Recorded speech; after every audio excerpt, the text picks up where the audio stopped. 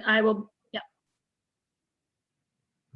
Hi, welcome. This session is on meeting the needs of students in middle school mathematics, professional development in data-based individualization, or DBI. And I'm joined today by my colleagues, Leanne Ketterlin-Geller, Sarah Powell, and Rebecca Zumeta Edmonds. And we look forward to telling you a little bit more about our project today and then engaging in some conversation with you when we have the chat on February 11th. So after this session, we hope that you'll have a better understanding of critical elements or features in DBI, particularly in mathematics. We're going to talk a little bit about the components, specifically focusing on assessment and intervention strategies and how those align to secondary classrooms. We'll have an overview of a recent study that we completed and that was published and some of those findings. So again, here are presenters today. I'm going to kick it off and then I'll turn it over to Sarah to talk about assessment and instruction, Leanne to give you some findings and sort of wrap up with some final comments. And then Rebecca Edmonds is our moderator and she'll have some final sort of musings and some questions to ponder.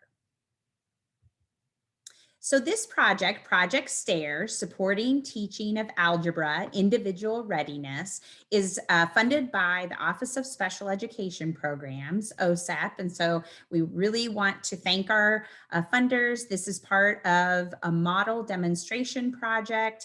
And as you can see, represent 3 different institutions. So as we think about the why of why we might enter into a discussion or study of DBI in mathematics for middle school in particular, we're drawn back to data that continues to support that students with disabilities continue to score at a level of low proficiency compared to students without disabilities. They also fail to graduate at twice the rate of their peers. And there's lots of other data out there, including recent data that supports the notion that we need to continue to focus on not only these students, but really helping support the teachers of these students to help meet their needs. That's really where our project is focused. We're really thinking about how this work can be applied in middle school. This work focuses on intensive intervention, and we think about it both from a systems level perspective in terms of how we can support teachers in classrooms, but then also on an individual student level with the data-based individualization, the DBI approach. Our goal is to help students prepare for Algebra 1. So we are supporting teachers in helping get those foundational skills in place so that students can successfully move on to Algebra 1, or at least the precursors of Algebra 1. So I'm going to talk a little bit about what DBI is in case you're not familiar with that. Data-based individualization is a model or framework for bringing together a systematic approach.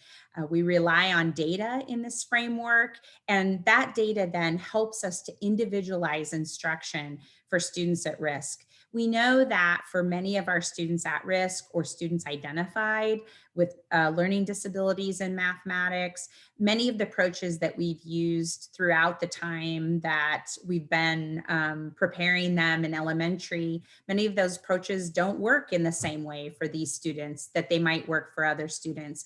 And so by the time they get to middle school, there's this increased sort of or compiled deficit in some of these skills. And so it's important to go in and deliver really individualized instruction based on data. And that's what DBI is about.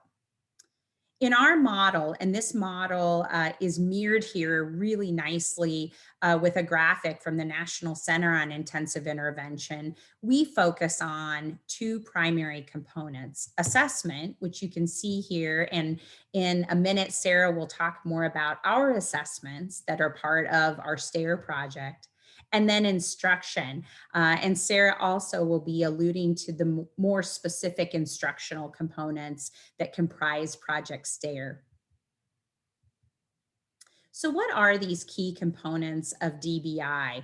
I'm first going to just give you an overview of the components, and then I'll talk more specifically about what we did in our project to help support teachers in this work. First of all, the first step is to look at and think about and talk with teachers about the validated tier 2 approach that's already in place. We don't want to go in and provide intensive individualized instruction if we haven't started with a great foundation of instructional support. Then progress monitoring is used. This is used on an ongoing basis with goal setting and graphing for teachers to look at data and determine, using decision-making rules, how students are progressing in their mathematics, overall mathematics progression. Based on student responsiveness, we either continue that program if it's been working well, or we may need to collect more diagnostic data to determine what to do next. Next, we make an instructional change if that's necessary. If we determined that what has been typically what we've been putting in place that isn't working as well as we'd like, we make some type of intervention adaptation. And then we continue to monitor, checking in, using decision-making rules to make sure that the student is still on track. So in Project STAIR, we have the DBI model that I just talked about that's very student focused. Teachers implement this DBI model with their students after they receive professional development from us, from our team. We really had to pivot some of that professional development to virtual settings, of course, this year. But we call this overall professional development that everyone receives our STAIR Core PD. We also have on sort of a more intensive side or more individualized side, we have different pieces of our project where we work with teachers who have individualized needs, who have students with individualized needs. So we provide a STAIR tailored or intensive professional development. We provide coaching on an ongoing basis to our teachers. And those supports help our teachers really reach and meet the individualized needs of their students. So this is an overall view of what the project looks like. Again, as I just mentioned, we have intensive professional development. As part of this project, we have both teachers who are in special education and who are general education teachers in middle school mathematics. We help support the teachers in implementing assessments to decide which students are eligible for DBI. And then we train the teachers on how to collect progress monitoring data, data using a diagnostic assessment that we'll introduce you to in just a second. The coaches continue to work with the teachers, implementing professional development on things like data use, data interpretation, how to change instruction, the timing on instructional changes, and what those changes might look like. And then overall, this is the core PD framework. So once again, we've got this framework for DBI, as I mentioned before, just really the same model that we use from the National Center on Intensive Intervention, but we're focusing specifically on these two primary components, assessment and instruction. And we're really making that even more individualized by tailoring that professional development. So I'm going to turn it over to Sarah now. She's going to talk a little bit about the assessments and the instructional platform. Great. Thank you so much, Erica. So, as Erica set up within DBI, we are focusing on the use of assessments and also focusing on mathematical instruction and what does that look like? And then how can assessment data help us improve that mathematical instruction? So, if we go to the next slide here, we first talk about our diagnostic data. So, at the beginning of our STAIR year with all students, we administered the DOMA, the Diagnostic Online Mathematics Assessment. This is a computerized adaptive assessment. You can see the areas in which the DOMA assesses. And so this gave us a lot of information about where students had strengths and where students had weaknesses. If we go to the next slide, we can look at the progress monitoring data that then we used throughout the STAIR year with all of our students. Every week, students took 3 progress monitoring measures. These are all from the ARPM, or the Algebraic Readiness Progress Monitoring Measure. This is an example of the number properties task. On the next slide, we have an example of the proportional reasoning task. And on the final slide, we have an example of the quantity discrimination task. All 3 of these tasks on the ARPM are getting at the root of pre-algebraic knowledge and reasoning. So for students who are doing well on these progress monitoring measures, they are developing a strong foundation related to pre-algebraic reasoning. But for students who are not showing adequate progress on these measures, that's a concern because pre-algebraic reasoning is really what we should be focusing on in the middle school grades. And so if these students are not progressing well, we know that they may not be on track to perform successfully in algebra at the end or in 8th or ninth grade. Now, in addition to the progress monitoring measures that we administered in schools, we also had a graphing program that we used to analyze the data from these different measures. So this is just a snapshot of what this might look like and how we administered, or how we, I don't want to say administered, how we put in the scores from all 3 of the ARPM data sets. And this is a sample graph here. So you can see here we have a baseline, we have a goal line, and then those gray dots and that gray line, the gray dots are a student's data, the gray line is a student's trend line. So for here, we can see that this student is not on track to meet their end of semester goal. So that's when we want to focus on an instructional change. Now, also within STAIR, we focused a lot on instruction. So we started off with a conversation with teachers about the instructional platform.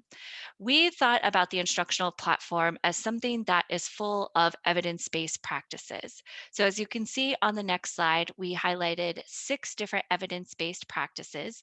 The first 2, explicit instruction and multiple representations, those were going to be our focus instructional components within DBI. But we also talked with our teachers about the use of precise mathematical language, building fluency, providing adequate problem solving instruction, as well as including a motivational component. We focused on explicit instruction and multiple representations just so we could help teachers focus on, well, what should we really be doing with our instruction? We were a little afraid if we gave them all 6 of these components, it might be really hard to pick and choose and might be overwhelming. So within our core PD, as Erica outlined, and also within our tailored PD, we really focused on these 2 instructional components of explicit instruction and multiple representations. Now, when we talk about explicit instruction, we used a model that's provided by the National Center for Intensive Intervention related to explicit instruction, where we talk to teachers about modeling and practice, and then supports that are embedded within both modeling and practice. And when we talked with teachers about multiple representations, we focused on the use of the concrete pictorial abstract framework, really telling teachers that we should be bringing in some of these supports as students need them and fading them as students don't need that support any longer. So we did a lot of work with hands-on tools, virtual representations, different types of drawings, as well as a focus on the abstract form of mathematics. Now, as we go to our DBI diagram, we started with our instructional platform. Remember, that's our jumping off point for instruction. And then we use that progress monitoring data with our graphing tool to then help teachers decide, well, when is it time to make an instructional adaptation? So as we encourage teachers to make adaptations, we have some of our adaptations highlighted here on the next slide. So we focused on 6 adaptations that also come from work with the National Center for Intensive Intervention and their taxonomy for intensive intervention. So we encourage teachers to think about adapting by implementing with greater fidelity, embedding behavioral supports, increasing the dosage, adapting the mathematics content, utilizing explicit instruction to the greatest extent possible, as well as explicitly teaching for transfer. So, as we put all of these things together with our teachers, we emphasize this within our core professional learning, within our tailored professional learning, which I think we have a picture of on the next slide here. With our tailored professional learning, we were coaching these teachers and meeting with them on a very regular basis. And one of the things we wanted to do is have resources for teachers to access that were brief and very focused on one thing of mathematics or one thing of teaching or one thing related to assessment. So we created our own YouTube channel called Project Stare. You're welcome to follow us if you'd like to. But here, after we observed and we had our coaching sessions with teachers, if teachers said, my students need more help with exponents, we have a video about how to use hands-on tools to help students understand exponents. Maybe a teacher said, my students have difficult time translating fractions to decimals. Well, we have several videos about that as well. So we would direct teachers to the tailored PD where they could then really individualize the professional learning that they were being provided to them and their students. And we think that's a really unique part of the DBI process that we implemented with Project STARE. Everyone received this core professional learning, and then to tailor professional learning allowed us to individualize it for the teachers who then were subsequently individualizing that for their students. So I think Leanne is going to tell us a little bit about our pilot study that we conducted. I'll go ahead and turn it over to Leanne. Great, thank you. So I'm going to share information about a pilot study that we conducted during the 2018-19 academic year. And this study has been published earlier this year. So I'm going to review the findings relatively quickly, but I do encourage you to look at this manuscript or this article rather, and learn a little bit more about the research. So specifically in this research project or this pilot study, we were looking at 3 research questions. So the first 2 focus on the teachers. So first, how does participation impact the teacher's perception of the school level climate and culture for implementing DBI? And then also, how does participation in STARE, as was just described to you, impact teachers' rating of the importance, understanding, confidence, and frequency of use of the DBI content, instructional practices, and assessment practices?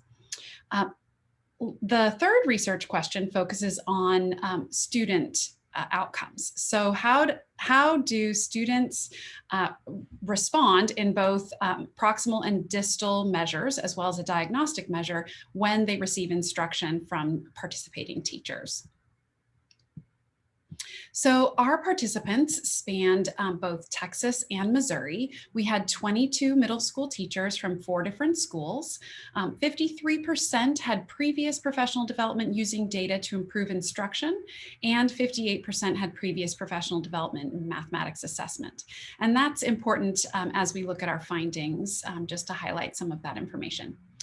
We had 56 eligible students who participated. They were identified by their teacher as well as confirmed by our research staff as needing intensive intervention. So there was approximate equal distribution across the grades in middle school. We did have 59% were female, 46% identified as African American, 29% Caucasian, and 20% as Hispanic or Latinx. And then 16% were also dual language learners, and 16% were receiving special education instruction. So the measures that we used 3 different teacher measures and then 3 different student measures. The teacher measures, which we'll talk about as we engage more in the discussion of the results, these were all self-report surveys. So we had a survey of the school culture and climate. Teachers responded to a survey about their instructional practices, and they also provided information about their self-efficacy by responding to a survey that we'll review as well. The student level measures are, in addition to the 2 that Sarah already described, we did administer a distal measure, the Iowa Algebra Aptitude Test. So we're going to turn to the outcomes.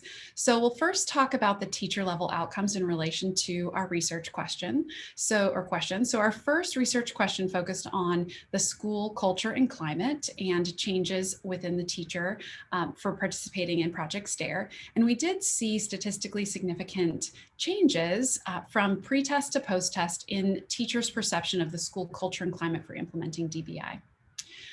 This was with a paired samples t-test. We also used pair sample t-tests to evaluate the changes in teachers' instructional practices, their perception of the importance of these practices, their understanding, their confidence, and their frequency of use. Because of the multiple comparisons, we did use a Benjamini-Hochberg correction for that. So what you can see here is that the dashes mean that there was no statistically significant change from pre-test to post-test on the DBI content in teachers' perceptions in these 4 categories or their instructional practices. We did see for the assessment practices, there were statistically significant changes in teachers' understanding of the importance or perception of the importance, their understanding and their confidence in using data to inform their instructional practices, but not in the frequency of their use of instructional practices. We'll come back and discuss that in a little bit. For teacher self-efficacy, again, these were the questions that we asked teachers in the self-efficacy survey, and we did not see any statistically significant changes from pre-test to post-test in the teacher self-efficacy along these dimensions. Turning now to the student level outcomes, this was our 3rd research question and really examining whether or not the teacher's participation in Project STAIR had an impact on the student outcomes. We see that in our proximal measures, the algebra readiness progress monitoring measures that Sarah described, we did see statistically significant improvements or changes in students' performance from pre-test to post-test in all 3 of these measures, the number properties, the quantity discrimination, and proportional reasoning, all in significant predictors of algebra readiness. And then also in the diagnostic measures, so the DOMA that Sarah talked about, we did see statistically significant changes from pre-test to post-test. We did not in our distal measure, the Iowa Algebra Aptitude Test for algebra, we did not see a statistically significant change in students pre-test to post-test. You'll also notice that the effect sizes are presented here, and there were larger effect sizes for the quantity discrimination and number properties measures. So turning to a discussion about these outcomes. So we did see that over time in participating and having teachers and teacher teams participating in Project STAIR at the middle school level, that we did see that there was a statistically significant change in teachers' perception of the culture and climate for using data-based individualization to support students who need intensive intervention in their schools. We also saw statistically significant changes in teachers' understanding of the importance, their actual understanding of data use, and their confidence in using data to improve their own practices. And as I mentioned in discussing the participants, a majority of these participants had experience in professional learning already in using data use. So that would indicate that Project STAIR provided another additional information, additional support for helping the teachers understand how to use data specifically to support students who might need intensive intervention.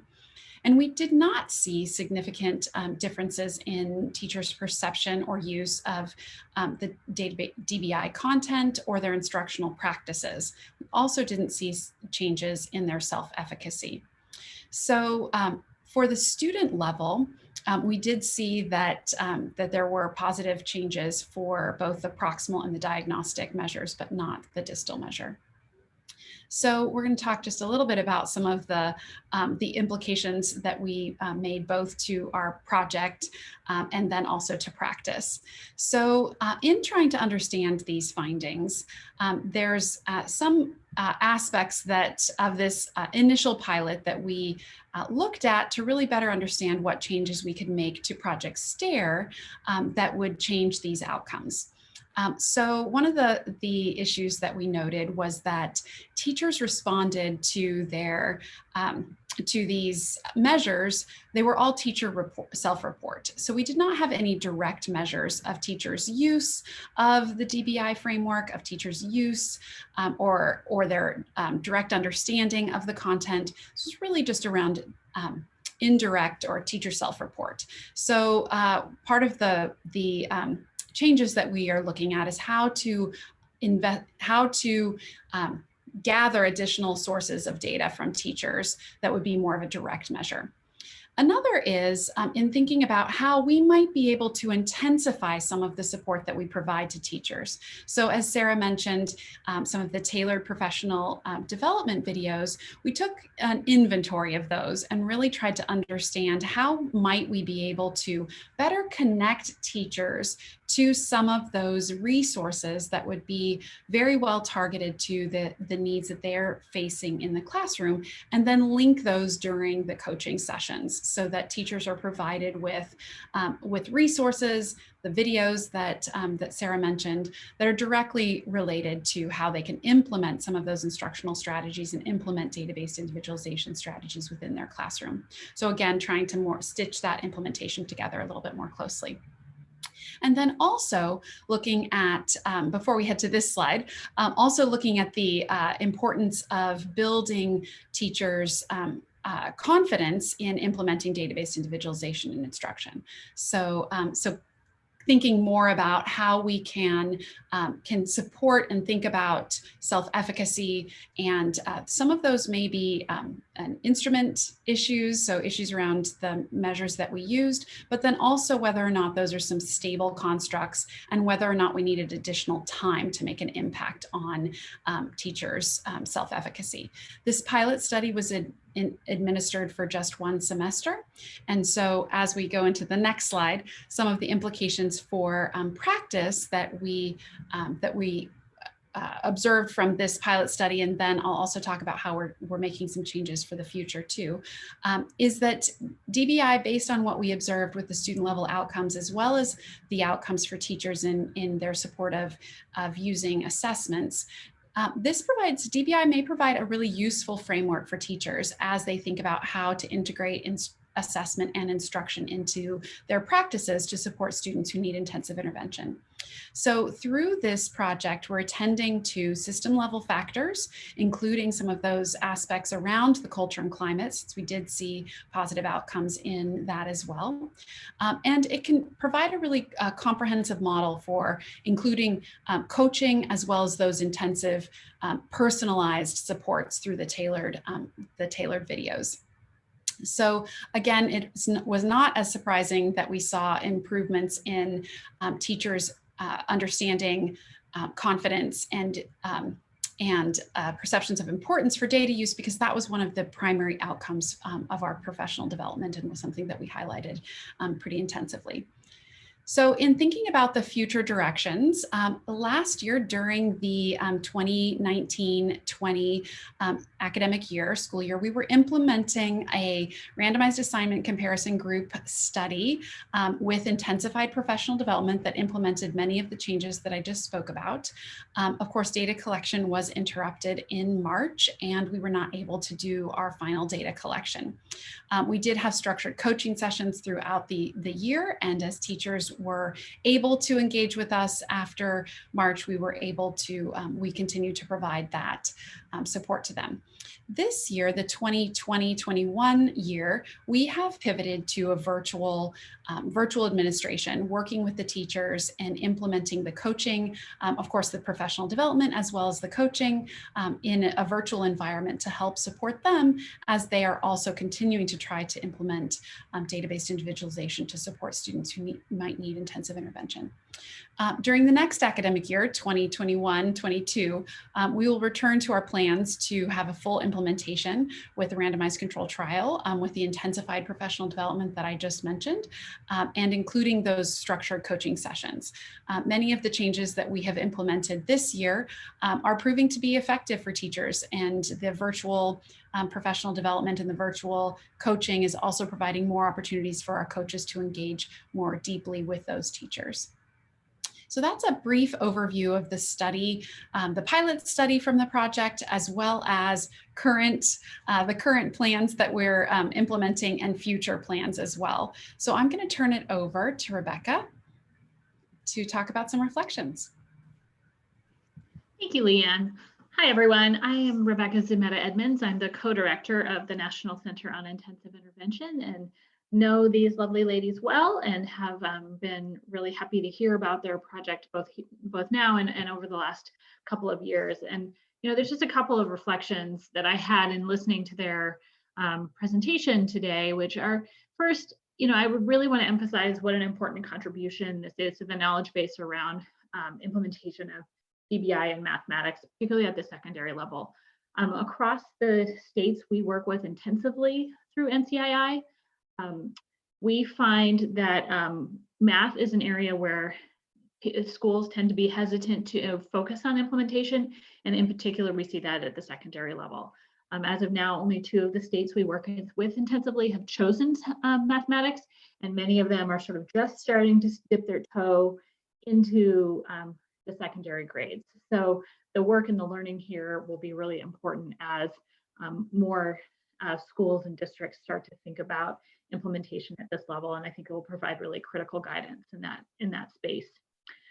I think another thing that these data and findings really support is this notion that DBI can be very difficult to implement and sustain, even when teachers are getting ongoing and high quality support. And that makes me think, as someone who spends a lot of time kind of with my head in the implementation world, is what can we do to make it easier and more accessible for more teachers to be able to implement these practices with their students? And then finally, I think the findings here reinforce what we see across many intervention studies, which is that teaching first transfer is really challenging, yet it is often the ultimate goal of what we want to see students getting out of these kinds of interventions. Not just that did they learn exactly what we taught them, but did they take what we taught them and were they able to generalize it to other settings? And so, I think that's an important area for all intervention work to continue to focus. And it's something we've been thinking about a lot within the DBI work as well. So just to touch on a few things that we at the center have been doing and related to this content and some of what the team has talked about here is, number one is really just trying to think about ways for monitoring implementation fidelity, but tools that make that easier to do. I think we have developed a number of things that are free and available on our website that are noted here that provide avenues for teachers and school teams to monitor fidelity, but it still does require some intentionality and planning on the part of the teacher. And so we are really starting to think more about, are there things that we can do to make this more automatic and more systematized so that the data collection and the instructional changes may be linked in a way that allows for prompting to happen in better real time, and that gives teachers a better sense of kind of when and how instructional changes may need to occur. So kind of moving from some of the more paper pencil kinds of efforts to something that may be more technology based. The second thing that we have really worked on building out in this round of our funding, and we have to thank Sarah Powell, who's been very involved with some of this online professional learning, is In addition, Devin Kearns and Mike Coyne at the University of Connecticut, and Brandy Simonson, also at University of Connecticut, not Brandy Simonson, I'm sorry, Jennifer Freeman at the University of Connecticut have helped us build a number of these online professional learning modules.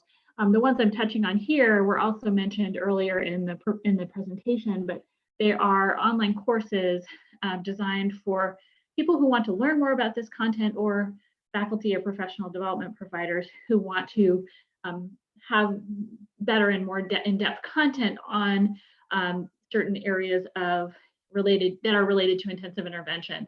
These are all freely available and downloadable.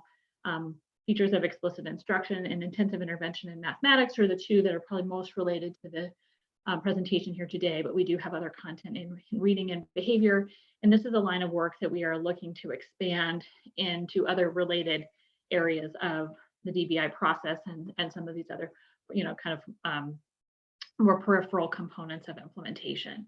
But again, with an eye toward giving teachers more hands-on and real-time information that they can use to help them improve their instruction. And I think, that what this team here has done is a really nice example of ways to do that, and so that people don't necessarily have to have on-site, in-person professional development in order to be learning and thinking about how to implement changes, but that there's kind of a hybrid of virtual and in-person support. Next slide. And then finally, the team mentioned this as well, and I think looks like the circle on this actually bounced around a little bit, so I apologize, it is off, but I just wanted to note the attention to transfer element of the taxonomy of intervention intensity, which again was a noted part of the design of this team's efforts around getting people to kind of make planful instructional changes. But again, I think this is an area that we all need to focus on more, as it is the ultimate goal of what we want students to learn in these kinds of interventions is not only how do you develop these skills, but how do you translate them to real world settings. And so we have again developed a number of online modules related to this content that are designed to be delivered as part of professional learning, pre-service or in-service teacher candidate preparation, as well as for individuals who just want to learn more about this content. All of these modules are available online and are free and downloadable to anyone who wants to use them, but may give a little bit more of a sense of what this team was trying to do as they were helping teachers really plan instructional changes in a meaningful way. And then before we wrap up here today, we just wanted to give you a little teaser of some of the things we're hoping to talk about further at the question and answer period and discussion time as part of the live session at PCRC early next month. And so we'll be talking about key areas that may contribute to student success, important components that are needing to be modified, and what additional support secondary teachers may need in order to help facilitate implementation. So with that, I'll turn it back to Erica, and thank you all for inviting me to be a part of this. Thank you so much, Rebecca. And I just love all the links to our project and NCII.